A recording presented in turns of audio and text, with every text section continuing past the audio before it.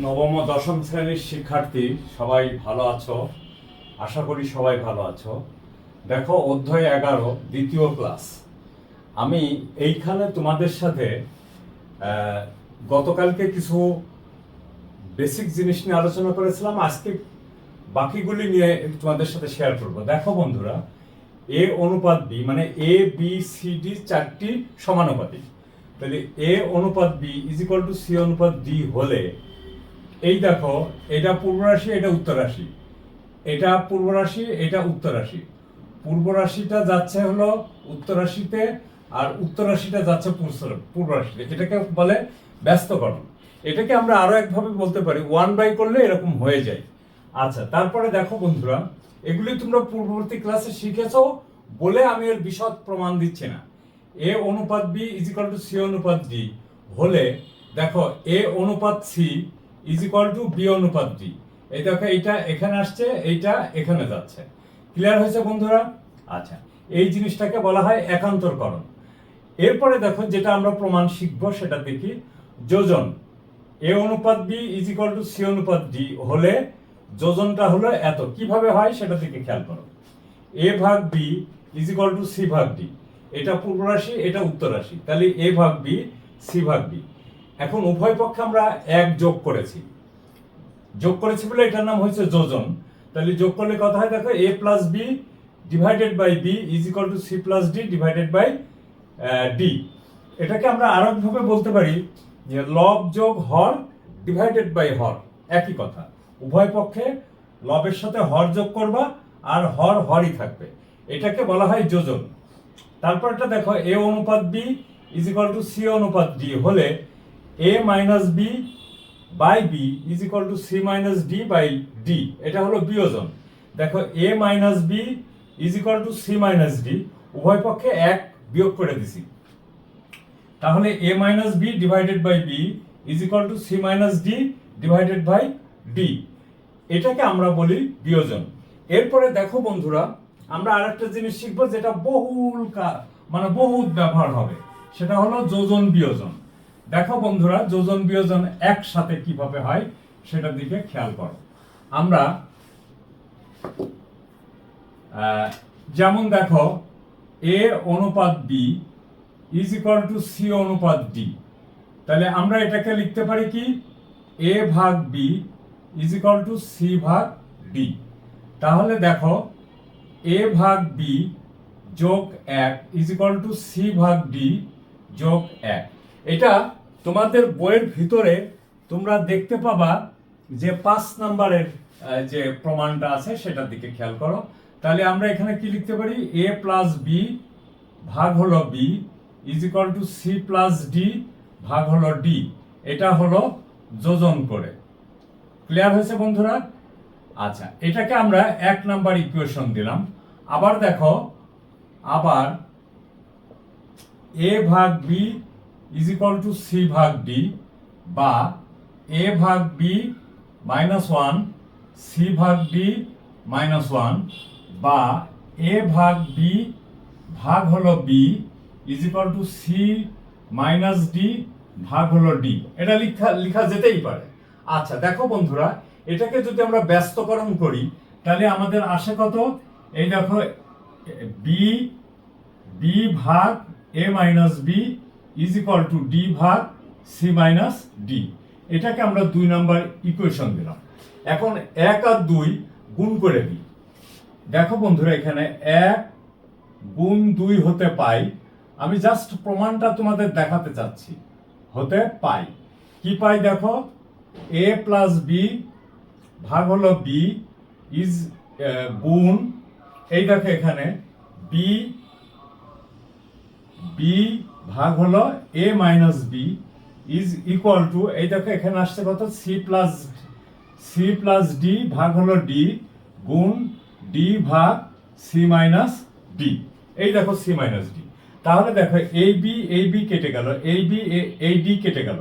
তাহলে এ plus B divided ভাগ A minus B is equal to C plus D divided ভাগ C minus D. এটাকে একসাথে বলে যোজন বিয়োজন করণ। ঠিক আছে বন্ধুরা, এটা প্রচুর ব্যবহার হবে বিয়োজন করে। এটাকে বলে যোজন বিয়োজন। ঠিক আছে বন্ধুরা, তাহলে এটাকে আমরা সংক্ষেপে মনে রাখার জন্য কি করব, উভয় পক্ষে মানে ইকুয়েশনের বাম দিক এবং ডান দিক উভয় দিকে লব যোগ হর, এই দেখো লব যোগ হর ডিভাইডেড ভাগ লব বিয়োগ হর, মনে রাখার জন্য লব যোগ হর ডিভাইডেড ভাগ লব বিয়োগ হর। ক্লিয়ার হয়েছে বন্ধুরা? এটাকে আমরা বলি যোজন বিয়োজন করে, যোজন বিয়োজন একসাথে। ঠিক আছে বন্ধুরা, এটা খুবই গুরুত্বপূর্ণ একটা জিনিস, এটা আমাদের কাজে লাগবে, এটা আমরা বহুল ব্যবহার করব। ক্লিয়ার হয়েছে বন্ধুরা? আচ্ছা, এরপরে দেখো বাকিটুকু আর একটা জিনিস আমি তোমাদের বুঝাবো বা শেয়ার করব তোমাদের সাথে, 6 নাম্বারেরটা, সেটা হলো কি বলছে দেখো, বলছে নাম্বার 6 ইজ ইকুয়াল টু, দেখো এ, আমরা বই তো আমাদের দেখে তুলতেই হবে, এ ভাগ B is equal to C ভাগ D is equal to E ভাগ F is equal to G ভাগ এইচ, জি ভাগ এইচ। এত হলে প্রত্যেকটির অনুপাত, এত হলে প্রত্যেকটির অনুপাত, প্রত্যেকটির অনুপাত হবে কত, A plus C plus E plus G divided ভাগ B plus D plus F plus H, প্রত্যেকটির অনুপাত এত হবে। এইখানে দেখো এটা একটা খুবই গুরুত্বপূর্ণ জিনিস, যদিও এর গাণিতিক প্রবলেম খুব কম আছে, তারপরেও আমরা এখানে লিখি মনে করি দেখো এ ভাগ বি সি ভাগ ডি ই ভাগ এফ জি ভাগ এইচ ইজ ইকুয়াল টু কে, প্রত্যেকটির অনুপাত কে, অর্থাৎ এইটুকু সমান এইটুকু সমান এইটুকু সমান এইটুকু সমান হলো কে। অতএব দেখো আমরা কি লিখতে পারি, এ ভাগ B is equal to K, অতএব A is equal to B K. ঠিক আছে বন্ধুরা? আবার দেখো সি ভাগ D is equal to K, অতএব C is equal to D K. আবার দেখো ই ভাগ F is equal to K, অতএব E is equal to F K. আবার দেখো জি ভাগ H is equal to K, অতএব G is equal to H K. ঠিক আছে বন্ধুরা, প্রত্যেকটি ক্ষেত্রে আমরা দেখো এরকম একটা ঘটনা পেলাম। এখন দেখো এইটুকু সমান আমরা কি পাই, এই যে প্রত্যেকটির অনুপাত এত, কিন্তু আমরা প্রত্যেকটির অনুপাত ধরেছি কত, দেখো এইটুকু সমান কে হয় কিনা।